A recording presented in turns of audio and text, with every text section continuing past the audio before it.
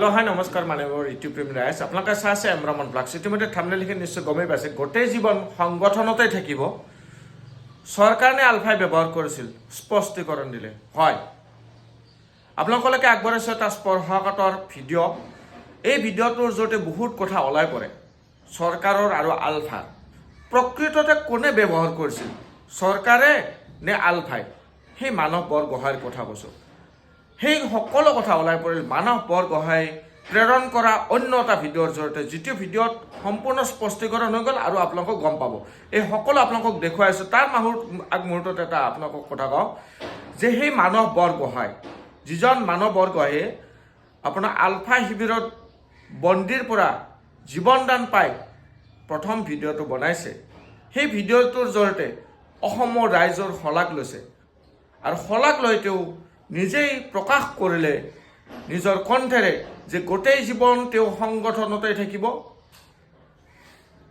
দেশৰ হকে কাম কৰিব দেশপ্ৰেমমূলক কাম কৰিব আৰু জাতিৰ হকে কাম কৰিব এনেকুৱা বিভিন্ন ধৰণৰ কথা কৈ গ'ল সেই কথাখিনি আপোনালোকক অকণমান আগবঢ়াইছোঁ তেন্তে এয়া শুনক মই যি অসমীয়া অপৰাধ কৰিছিলোঁ তাৰ বাবে মোৰ যি মৃত্যুদণ্ড ৰায় ঘোষণা হৈছিল আজি সেই ৰায় বাতিল হৈছে তাৰ বাবে সমূহ অসমবাসী ৰাইজক মই ধন্যবাদ আৰু কৃতজ্ঞতা জনাইছোঁ কাৰণ আপোনালোকৰ অনুৰোধ ৰক্ষা কৰি সংগঠনে মোক আজি পুনৰ জীৱনদান দিছে সেয়েহে মই সংগঠনৰ লগত আপোনালোকৰ ওচৰত মই চিৰ ঋণী হৈ ৰ'ম আৰু মোৰ এই যি জীৱনদান এই দানৰ প্ৰতিদান স্বৰূপে মই সমূহ অসমবাসী আৰু সংগঠনৰ কাৰণে মোৰ শেষ উশাহ থকালৈকে সংগঠনৰ স্বাৰ্থত জাতিৰ স্বাৰ্থত আৰু দেশ মাতৃৰ সেৱাৰ কাৰণে মই নিজকে উৎসৰ্গা কৰি এয়া আপোনালোকে শুনিলে তেওঁৰ শেষ উশাহ থকালৈকে সংগঠনৰ স্বাৰ্থত অসমীয়াৰ স্বাৰ্থত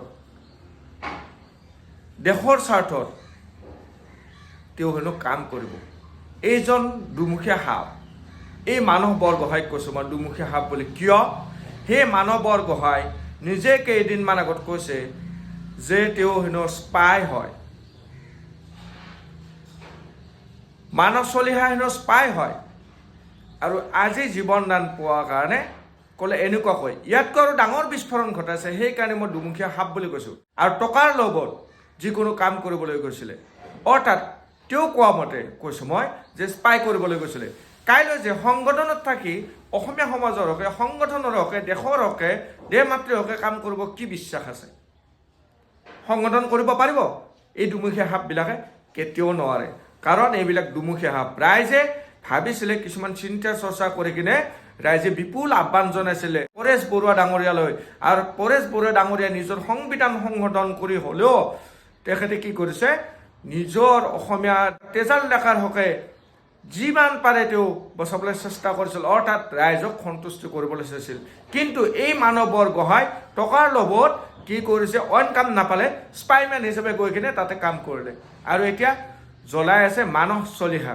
কি ভিত্তি আছে ইয়াৰ কথাত মানৱ বৰগোহাঁইৰ কিবা ভিত্তি আছে জানো মই ভাবোঁ একো ভিত্তি নাই কথাৰ কাৰণ তেওঁ আজি কৈছে সংগঠনত থাকি গোটেই জীৱন কাম কৰিব আৰু হয়তো কেইদিনমান পিছত অইন কিবা ক'ব ডিজিপিৰ বিৰুদ্ধে তেওঁ কথা কৈছে বা অসম আৰক্ষীৰ বিৰুদ্ধে কথা কৈছে বিভিন্ন ধৰণৰ হৈছে খাইকৈ আটাইতকৈ ডাঙৰ কথা কি জানে সেই যে জন্মনি ৰাভা আপোনালোকে নিশ্চয় শুনিছে জন্মনি ৰাভাৰ হকে বিস্ফোৰণ ঘটাইছে এইবাৰ তেওঁ কৈছে যে সম্পূৰ্ণ মানৱ চলিহাই গম পাই সম্পূৰ্ণ কথা তেওঁ জানে আৰু ট্ৰাকৰ ড্ৰাইভাৰ অৰ্থাৎ কণ্টেইনাৰৰ ড্ৰাইভাৰজন অৰ্থাৎ সুমিত পালক কেনেকৈ এৰুৱাই দিছিল তাতো যে ডিজিপিৰ হাত আছে এই সকলো কথা এফালৰ পৰা বৰ্ণনা কৰি গৈছিল কি বৰ্ণনা কৰিছিল আপোনালোকে এয়া শুনক জন্মনি ৰাভা যেতিয়া জন্মনি ৰাভাই নকল সোণ ধৰিছিলে তেতিয়া আমি গম পাইছিলোঁ মানৱ চলিহাৰ মুখৰ পৰা আৰু মানৱ চলিহাই তেতিয়াই কৈছিল যে তাইৰ কি হ'ব চাই থাক লীনা দলে সুশান্ত বিশ্ব শৰ্মাৰ অতি ঘনিষ্ঠ আছিলে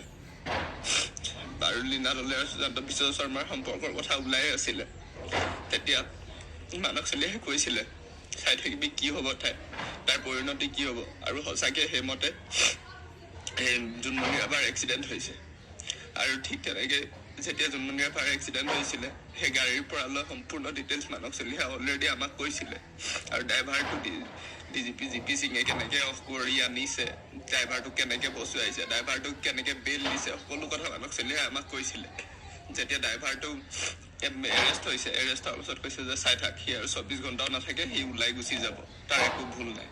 সেই তেনেকৈ কোৱাৰ পাছত জোনমণি ৰাভাক হত্যা কৰিছে।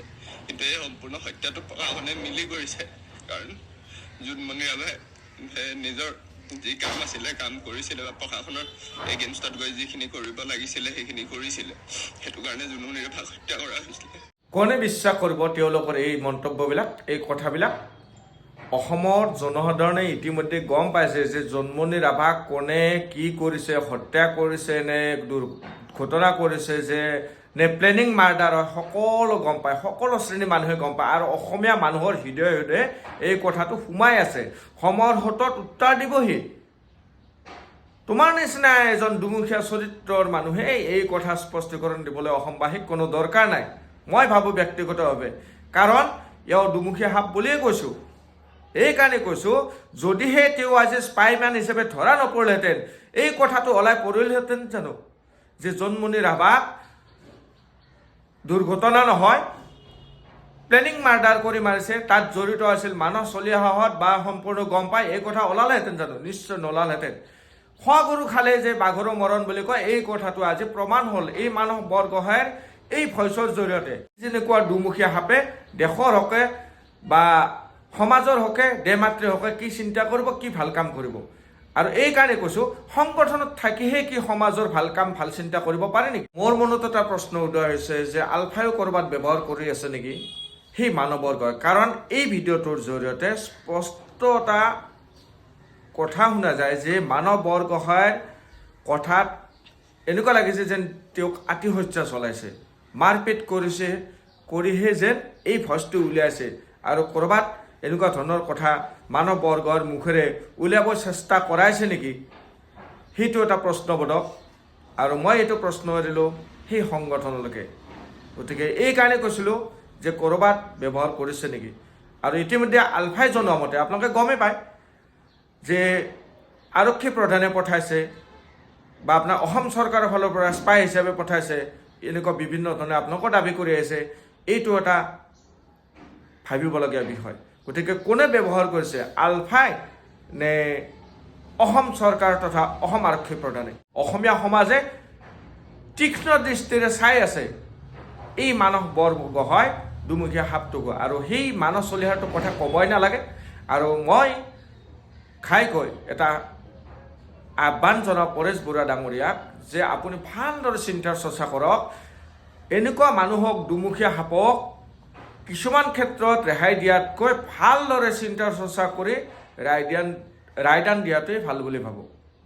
কিছুমান ক্ষেত্ৰত এইটো কোৱা নাই, ৰায়দানৰ অৰ্থ এইটো নহয় যে তেওঁক মৃত্যুদণ্ড দিব লাগে, এইটো কোৱা নাই। কাৰণ এইটোৱে কৈছোঁ যে উপযুক্ত শাস্তি দিব লাগে এনেকুৱা দুমুখীয়া চৰিত্ৰৰ মানুহক।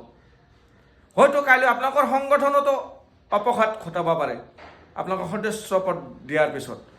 হয়তো অসমত ঘূৰি অহাৰ পিছত ইয়াতকৈ আৰু ডাঙৰ গেং খুলিব পাৰে, এনেকুৱা বিভিন্ন ঘটিব পাৰে। গতিকে উপযুক্ত শাস্তিটো পোৱাটো মই ব্যক্তিগতভাৱে বিচাৰোঁ। আজিৰ ভিডিঅ'টো ইমানতে আছিলে। আৰু এয়াই হ'ল স্পষ্টীকৰণ। জোনমণি ৰাভাৰ কথা ক'লে, নিজৰ কথা ক'লে, কৈ কিনে এনেকুৱা ধৰণে ক'লে। আৰু এইবিলাক দুমুখীয়া চৰিত্ৰ সাপক কোনো বিশ্বাস নকৰে বুলি মই ভাবি আজিৰ ভিডিঅ'টো ইমানতে শেষ কৰিলোঁ। জয় অসম, ধন্যবাদ।